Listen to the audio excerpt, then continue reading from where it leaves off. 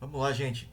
Vamos entrar agora de cabeça na condução transiente e deduzir o método de Heusler, tá? Que é um método bem mais sofisticado que o método da capacitância agrupada para encontrar o perfil térmico em função do tempo, em resfriamento ou aquecimento por convecção. Vamos começar com com esse problema aqui, tá? É a condição de calor por uma placa mergulhada em fluido. Então, aqui está a ideia, né? A gente tem uma placa, tá? Essa região branca aqui seria uma placa vista lateralmente. A gente está vendo aqui a espessura 2L da placa, né?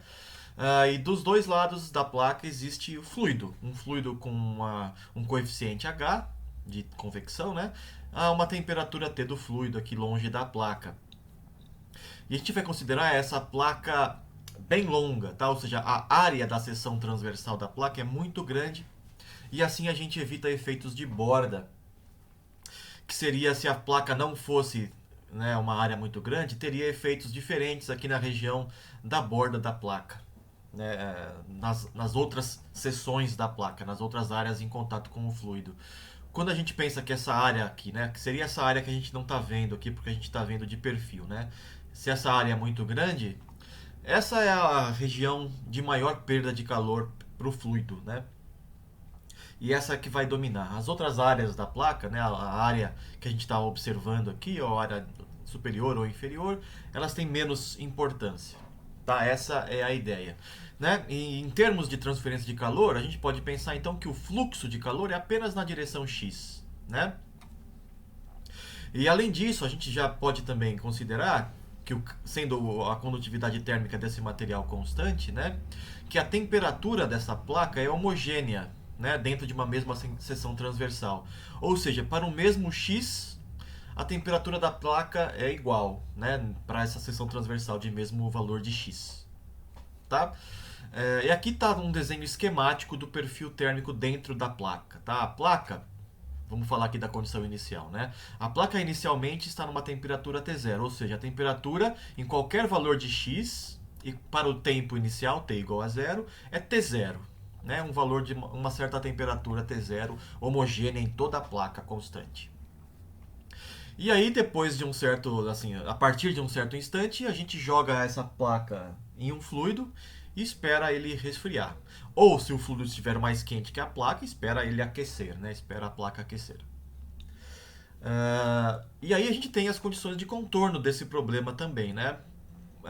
Por exemplo, aqui em x igual a L ou x igual a menos L, né, na superfície da placa, existe convecção. Então ali a gente tem a igualdade do fluxo por condução, né, lei de Fourier, menos K gradiente, calculado em mais ou menos L, né?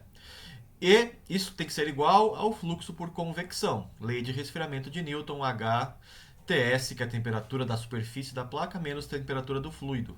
Né? A temperatura TS é a temperatura da superfície, então a temperatura calculada em x igual a mais ou menos L, né? No instante t, varia com o tempo nesse caso. Então TS não é constante, ela varia com o tempo. T0 é constante, que é a temperatura inicial da placa. Tem uma outra condição de contorno, que é a simetria do problema em x igual a zero. Né? Porque a gente espera que o perfil seja sempre simétrico. É o mesmo fluido dos dois lados, com o mesmo H, mesma temperatura T longe aqui, T infinito, né? Então, a gente espera que o perfil dentro do material seja simétrico. E com isso, né, ó, a derivada em x igual a zero do perfil tem que ser zero, né? Del t del x em x igual a zero tem que ser zero. Né? Isso nos dá essa derivada horizontal com a simetria da curva do perfil térmico, essa curva vermelha aqui.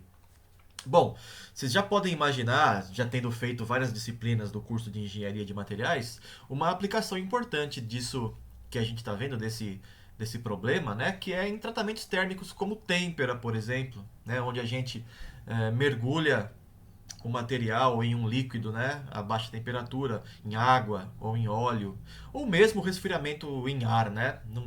Quando eu falo fluido, pode ser tanto um líquido quanto um gás, né, ou seja, ar.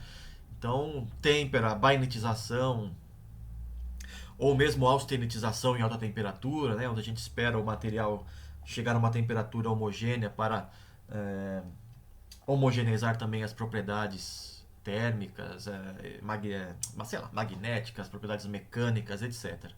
Né? Todos esses tratamentos térmicos são uma aplicação desse modelo aqui, para a gente calcular qual o tempo necessário para o centro do material, por exemplo, né, atingir uma certa temperatura depois de um certo instante, para a gente saber quanto tempo a gente tem que deixar o material nesse tratamento térmico, de austenitização ou de têmpera. Tá? Importante industrialmente, né, para aumentar o rendimento, fazer a têmpera no tempo necessário, né, mínimo tempo necessário para atingir, por exemplo, a martensita completa, né, no centro, até o centro da peça, né? Porque vocês veem que o centro é o que mais demora para esfriar, né? A superfície, obviamente, está em contato com o fluido refrigerante, vai esfriar primeiro. Mas o centro tem que ter uma taxa de resfriamento alta o suficiente para conseguir, por exemplo, é, sofrer a transformação martensítica ali. Então a gente precisa calcular essas coisas, né? E uma das maneiras é este modelo aqui, tá? Que a gente vai ver nessa aula, tá bom?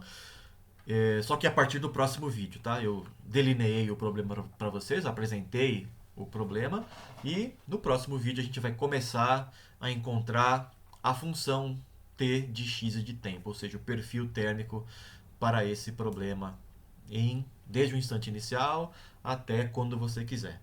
Tá bom? Então até daqui a pouco. Valeu!